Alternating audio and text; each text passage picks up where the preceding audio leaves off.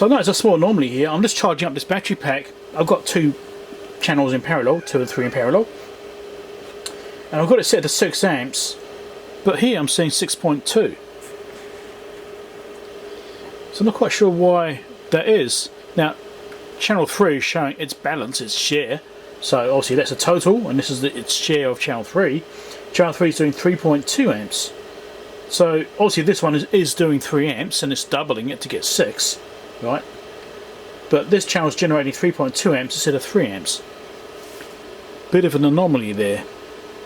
I might just try taking parallel mode off and charging only with that channel at 3 amps to see what comes out. And when I have channel 3 only by itself, it says it's doing 3 amps when it's set to 3 amps. So that's curious. So maybe I'll just check the actual current it's using independently and see if they're actually correct or not.